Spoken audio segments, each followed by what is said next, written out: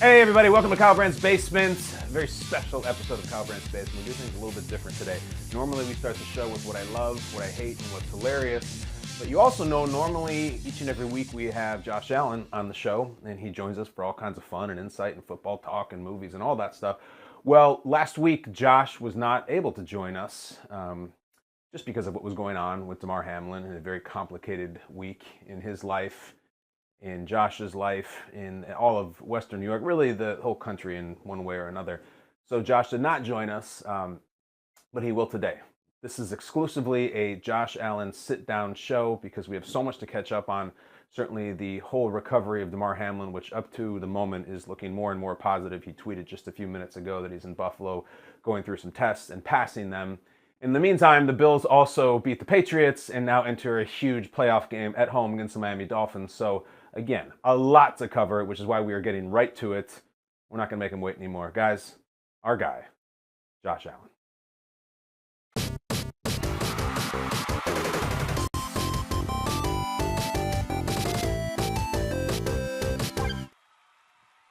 And there he is. Dude, I haven't seen you in a couple weeks. I really, really mean this. How are you? I'm doing really good. Obviously, as we continue to get updates on Damar and his situation, he's back in Buffalo. I know he's at a hospital here, and I know he just tweeted he's passing a bunch of tests right now, and he's still got ways to go. But man, those couple meetings when we got some really important updates helped us out a lot as a team. It's been a wild week and a half, I'll tell you that. But we're just so ecstatic that he's in good spirits and he's doing well, and really don't care about much anything else other than how he's doing. It's really cool, and it's a wild time because of what you've been through, and then meanwhile at your job you have a playoff game this weekend. Here's the deal, Josh. It's been 8 days since Bills Bengals, and the whole world started rooting and praying for Damar. I want to take a moment to try to focus on some of the positive, more uplifting moments in that 8 days. So go back with me. Last Monday night, you're in Cincinnati. We know what happens. You guys, both teams leave the field, and the story that came through was that Joe Burrow in the opposing locker room wanted to take the Bengals captains and go and find you guys to talk about what to do. What do you remember about that? Yeah, believe it or not, I had told my coaching staff I was going to go with Mitch Morse, and we were going to walk to their locker room and just tell them, hey guys, like we can't continue. As we were walking out, they were 30 steps away from our locker room, so they were thinking the same thing. And I really appreciate how they handled that situation as well. Obviously talking with Joe and all the Bengals captains, they were all in unison with us and understood the severity of the situation. But again, it takes a strong mind, for a grown man to come over and console another grown man, and to be open and willing to do that and just say, hey, like, we don't want to play this game either. Like, we're here for you guys. And as competitors, again, as football players, if you want to get out there, you want to play. But the human being side of the whole thing, like, it just wasn't in the right interest, wasn't in the best interest of everybody there. But again, I think both sides of the spectrum there handled it with such grace and class that, it made it a lot easier for us. Grace and class, I think, are two good words at a really, really difficult time. So you talk to the Bengals and you guys come to this agreement, and I'm sure you hug it out. Are you then told by McDermott or someone in charge that the game's not happening, or maybe do you tell them? We kind of took it upon ourselves to tell them, and I would have assumed that it would have gotten to the same resolution regardless. But having to talk as a team and just being like, listen, we can't go out there. Doesn't matter about anything else. If we forfeit, we forfeit. Coach McDermott made it pretty clear to us that if this game goes on, he won't be there. He's going to be with Damar. So we really appreciate Coach McDermott and his leadership for this trying time. And again, I said it my press conference last week. I don't think I think he was the perfect man in that situation, and he was placed there for a reason. It was incredible. When a crisis happens in any walk of life, someone has to immediately take charge, and you can't be indecisive, and you can't say, what should we do? It was, and Zach Taylor said this immediately. Coach McDermott's like, I need to go be with my player in the hospital, and that was it. And it was so incredible. I'm sure for you too. Yeah, and again, to have a coach that's open and willing to share how he's feeling and not afraid to show emotion, and that's something that he's always told us, though. Like, he wants us to be ourselves. He wants us to show our character and be the men that we think we are. So again, I have so much respect for him and how he handled the whole situation. I love the guy, and it's been fun to see.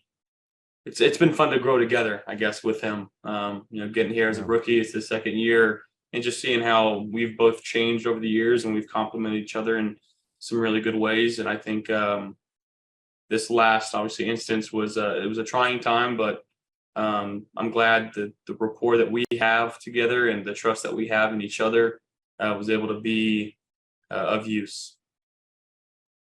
You've talked a lot over the years about how you think you personally are such a good fit with the Buffalo community. I think Coach McDermott is the same exact fit. It's really rare to have the quarterback and the coach be that perfect like that. So that night, I can't imagine what the flight home was like. I can't imagine what the middle of the night arrival back home was like. But after a couple days, you started getting some news that was positive, that was maybe even uplifting. Josh, in a week of very difficult moments, what was your favorite, most positive moment in the wake of this that you guys went through? Well, I think the team room update from the doctors talking about Damar, just with everything that's going on, to know that he was going to be, back to himself. That was one of the coolest moments, and our team room went crazy. But I think the positives come out of it too, of just, how much appreciation that we were able to show our training staff and the first responders, the work that, they put on in daily, one, but two, on the field of going through a checklist and doing their jobs, and in such a life or death situation to be able to go out there and do that and give Damar a chance. And I know Damar is extremely grateful for that. And, as players, we love our training staff. It's not just the ankle tapes and the treatment. It's the camaraderie and the fellowship that we share with them as well. And then I think the last thing is just kind of, I said this in my press conference the other day, just kind of a spiritual awakening for me. And I know for a lot of other people that maybe didn't have the strongest belief, or one of the biggest, strongest Christian followers, and to kind of see what had transpired here. It's a crazy feeling. It's something I've never felt before. It's something that I know a lot of my teammates had never felt before. And you really can't do anything but accept it and, lean on your brothers and share that moment with them. And that kickoff, that was the kickoff return was pretty crazy too. So there's a lot of things that went on, and a lot of just eye-opening, I guess, situations that have just kind of stumbled upon us, or we've stumbled upon them. And I think it's been crazy. It's been not fun, but at the same time, it's been very validating. And I want to know more about that, because you mentioned it. You go through this unfathomable week. In the meantime, you still have to play a home game against the Patriots. It's important. And the Patriots win the toss, and they defer, and then some sort of miracle happens. And I want to play you a clip, Josh, of yourself. This is after the game, talking about that moment. Take a look. It was just spiritual, and I was going around, and I was going around my team saying, God's real. Like, you can't draw that one up, write that one up any better. And I was just told by Kevin Kearns, it's been 3 years and 3 months.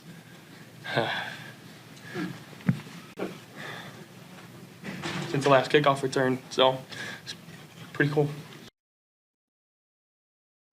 What's it like to watch that back? I get tears in my eyes thinking about it and rewatching that clip. And yeah, I for people saying the NFL scripted and rigged and all this, I don't think they understand what's really going on. But again, to that point, I've never been struck like that before. From a play, from an experience, from an emotion. It's never hit me that way before. And again, like I'll be the first to admit, like I haven't been the most devoted Christ follower in my life, and I've had my different beliefs and thoughts and ideas and stuff like that. But something got a hold of me there, and it was extremely powerful that I couldn't deny. I think that's fascinating. A little context, Josh. Growing up in Firebaugh with your siblings and your parents, you were raised with religion? Yeah, I mean, we went to church. We went to Methodist church there, and it was Sundays, but I was more worried about 10 o'clock start time for the San Francisco 49ers. I just wanted to wake up and watch football. I was like, let me get out of church so I can go watch football. And it's been so long since I've actually been to church.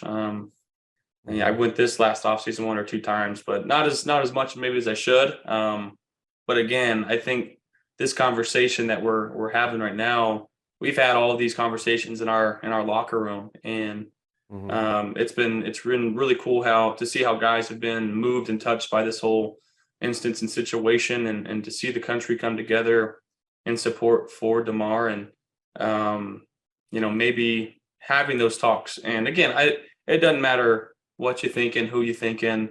Sure. I'm not going to judge based on any of that, but to hear some of these stories and just feelings from our guys to be going through this situation, it's been really cool to see that unfold in front of us. And again, I can't chalk it down to anything else but a higher power. And yeah, I'm extremely moved, and I don't even know. I don't really have the words to explain it, I guess I can say. But you're doing a really good job. I completely pick up what you're putting down. I think it's very natural for people who go into their teens and 20s to start questioning faith, and then you look for something to validate it, and sometimes you don't get it. And then sometimes you're playing the Patriots, and the first play since Damar went down is a kick return for the first time in 3 years and 3 months. It's pretty cool. Yeah, you said the best there. Yeah. Well, the one thing you said really well before the Patriots game, there was what I'm going to call a badass JA-17 moment. And you're doing the press session, and you're with McDermott, and he's asked, can you really say you're ready? This team is ready to play a football game? And he thinks about it for a second. You just jump and you say, I do. I can say it right now. I feel like we're ready. Why was it so important to make that message so clear?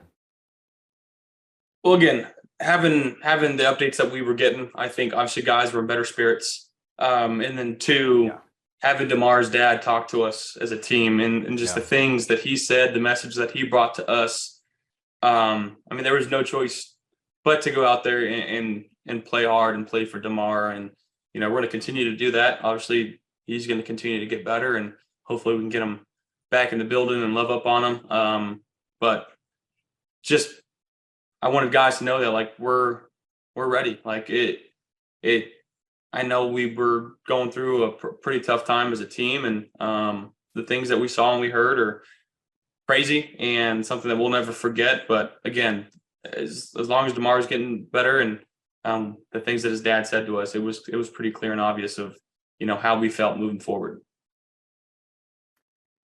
It was clear. Last question about Damar. We as the media were hearing these stories secondhand, and these details that he was communicating, and he was writing, and then he was tweeting. There was a moment when you guys as a team got to FaceTime him and see his face for the first time. How did that work? Was it a surprise? Like, tell me about the room. What did that go like? Yeah, team meeting. It was kind of similar to the day before, but obviously we got updates from the doctors the day before. Didn't get to see Damar, and sure enough, they turn on the screen, and he's right there, and he really can't talk. I mean, he already got the tube taken out, so he wasn't supposed to talk, and he just brought it up to his mouth and just like, miss y'all, love y'all boys, and just kind of flexed on us, and just like it was pretty awesome. We got on our feet right away, and man, we definitely missed that guy. I'm glad he's back in Buffalo, and I know guys are chomping at the bit to go to the hospital and see him, and we got to be smart and take time, let him get his rest and recovery. And but we're ready to go. We're ready to go see him. I'll tell you that. It's incredible. There's so many amazing things going on right now. And there are, between obviously the Damar stuff and then Naheem 2 different times. You know how many amazing things have to be going on to take it as like the 9th thing from that game, that Smokey Brown has his first catch of the year and it's his first touchdown in over 2 years? It was an amazing play. Tell me about that play. It was like the greatest catch I've ever seen. It was fantastic. And again, I love Smoke. Yeah. Being able to have him back, and I know he's been inactive the last few weeks, but getting him back out on the field and just kind of, it was a naked right. We had actually run that play a couple times before, and we finally got a look where I thought maybe we can get something backside. I lured it, and our post kind of takes the safety out, and the corner stayed low, kind of right into the window that John was going. So I was just like pointing, and he knew right away. So as soon as he saw me point, he put his head down. I threw up a little floater, and he still got it. I know he's a little older now, but he can still scoot with the best of them. And I was disappointed he didn't do his John Brown crazy dance celebration. I did it for him, but that was a cool moment, man, for him to just be a vet and understand, like, the last year didn't play, this year he's on practice squad, and just kind of putting his pride aside and just coming out and wanting to be a part of our team. And he makes a huge play for us. That's it speaks a lot about the character that he has and love for his teammates that he has. So that was a pretty cool moment too. It was awesome. And I got to tell you, he catches it, and as a viewer, you're like, oh my God, Smoke caught it, and what a great touch. Now, is he going to do the dance? We're all thinking, is he going to do the dance? And then you run up and we're like, dude, let's do the dance. What was the deal? I think he was caught up with emotion too. It just wasn't the right. He said he was going to do it. And then after the game, he's just like, man, I kind of forgot. I also just wanted to celebrate with my teammates. So I did it for him though. It's all good.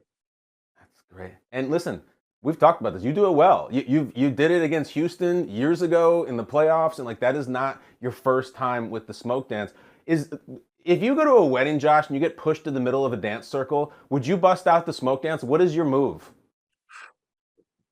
Yeah, that's a tough question. The only time I really danced was when I was my brother's best man, because I feel like that's kind of the job of the best man. I danced at my sister's wedding a little bit too.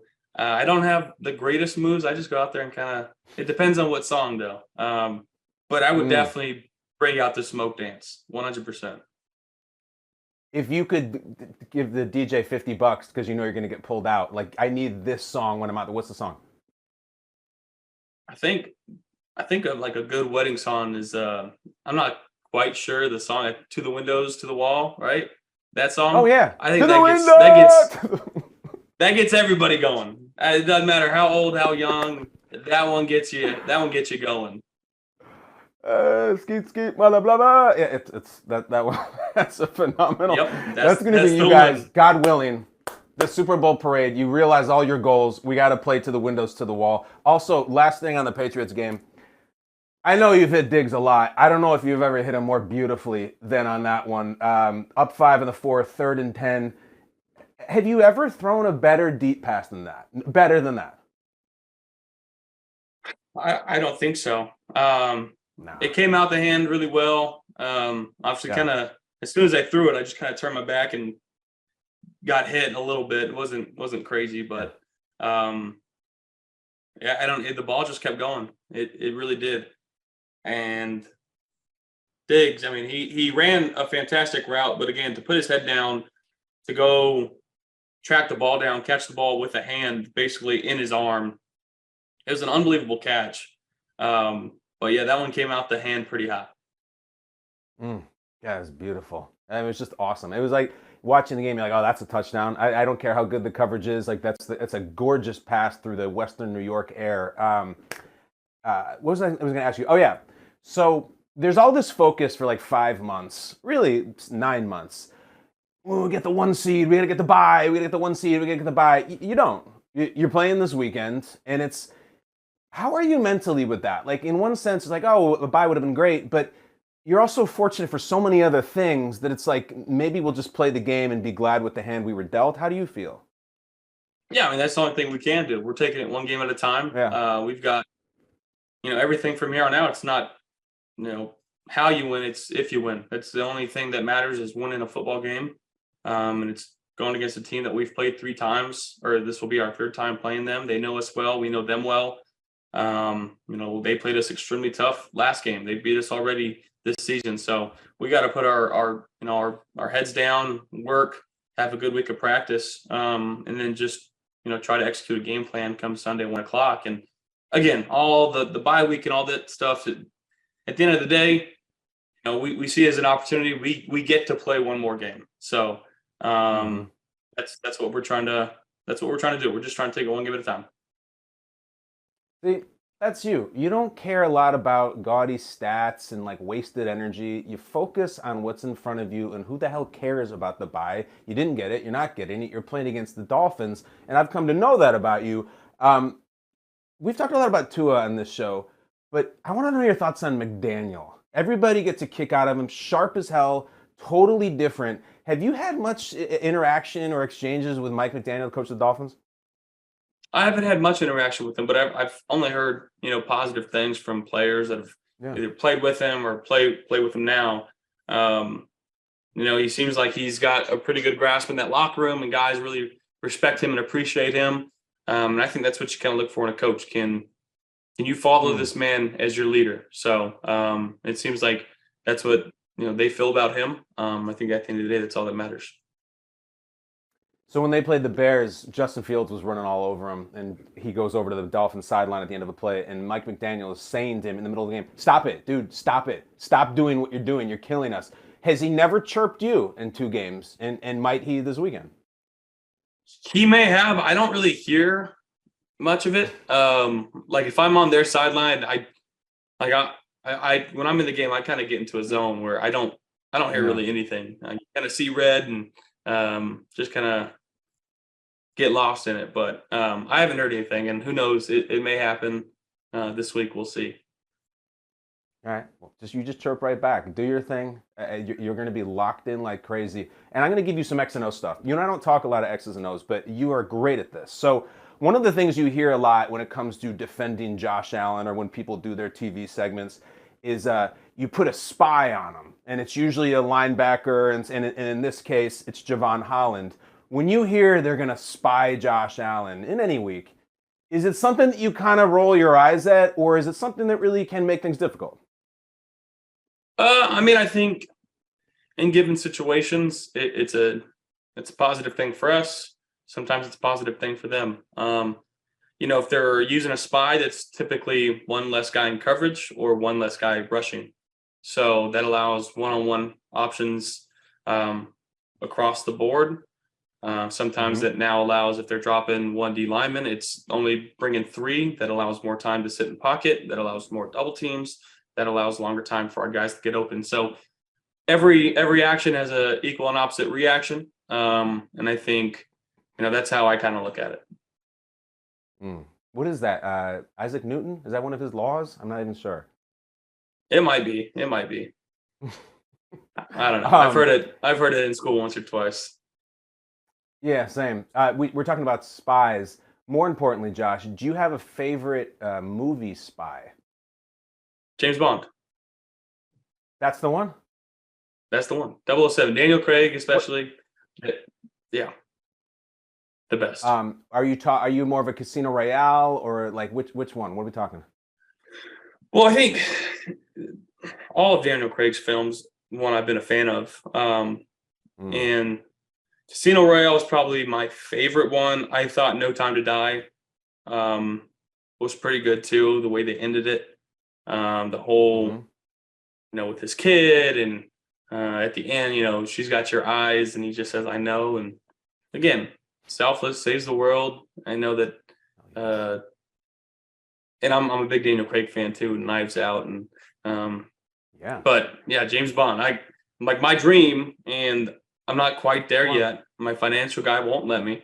I'll let you know right now. What? I want an Aston Martin. I really do, because of James Bond. I want an Aston Martin DBS, and on the headrest, I want to put 0017 in the GoldenEye font. So maybe one day. That's a dream for me. All right, so do you want a contemporary one or those vintage ones? Honestly, like an old school DB5 would be great, but Oh my gosh. the new, I mean, the 2023 DBS is pretty cool too. Not, I'm not picky. I'm not choosy. Either or. If anybody wants to donate one, I'd gladly take it. The thing about you though, Josh, you mostly dress in sweatpants. You've said that yourself. That's true. Is there not a little disposable income that you can treat yourself to the proper automobile that you have earned through this career? Who is your finance guy? Come on. He keeps me on track, and again, I don't really buy a whole lot of God bless stuff. him. But I like to be smart, and maybe one day I'll get to that point where I feel like I can buy one. But yeah, I'm taking my time right now. 0017 is awesome though. That's really cool, dude. Someday it will happen. That's my Call of Duty name too. So. Oh really? Yeah. Is that Big like fan. people are gonna start jumping on Call of Duty and trying to play you now, or is it like some other? No, there's way too many numbers. Like I don't know how it does it now, but everybody could have the same username, but there's hidden numbers in front of the name now that you have to have in order to add them. So I'm not afraid to say it. You and I have a mutual friend that you hung out with before the Patriots game. Our guy Liam. Liam, if nobody doesn't know, Liam is this awesome kid who battled through a lot of stuff and rang the bell, and among other things, joined us in Josh in the Basement and told you to watch Avatar. And then you saw him and his whole family. We got the video right here. Josh, tell us about hanging with Liam. This is great. Liam, I believe his brother is Luke, if I remember correctly. It's his brother. Yeah. Dude, they both had great arms. To throw an NFL football, and like we played catch pregame, they both had unbelievable arms, which, again, surprised the heck out of me because and little hands, big ball, like it doesn't usually work that way, but they both, like even like little guy Luke, freaking spin it. Like I was pretty impressed. And they gave me an ornament, and Liam signed it, so that'll be going up on the Christmas tree every year. Ah, see, that's great. And you got a huge Christmas tree. We know you love Christmas. And those boys are the best. And look at you. You're soft tossing it with them, but they're not soft tossing it with you. You're always the best with that stuff because that's where you live. You love football, you love family, and you love the kids. Josh, we're going to end with this. You got a big football game to play this weekend. For the last 4 or 5 months, we've been doing the Josh Allen Film Festival where you're watching movies and you give your review and all these movies you haven't seen. Now that it's playoff season, I thought I would take the burden away from you and just you can have a little more free time, and maybe I would watch movies you love that I haven't seen. Ooh. Does that sound right? I do love that idea. I really do. All right. So I was thinking, and knowing what you know about movies, I've never seen the movie Semi-Pro. I've never seen the Jackie Moon movie. Have you actually never? No, never. Yeah, that's. I've never seen it. That's movie one for you then. I'm glad you brought that one up because I was going to go through my album of all the movies that I've got, and that's in there. So that would have been brought up regardless. But I'm glad you brought it up. And wasn't Dawson Jackie Moon for Halloween? Dawson was Jackie Moon. He's the player, owner, and coach. You're gonna love. I mean, Will Ferrell absolutely kills it. He's awesome in this movie. Okay. Yeah, it's fantastic. All right, I'm gonna watch it. It's got a good cast. And it was Andre 3000 from Outkast is in it, and Woody Harrelson. Yes. Right? Like I've seen the Woody posters. Harrelson is Monix. Yeah, no, it's got a fantastic cast. It is hilarious. I'd probably say no kids watching this, but it is great movie.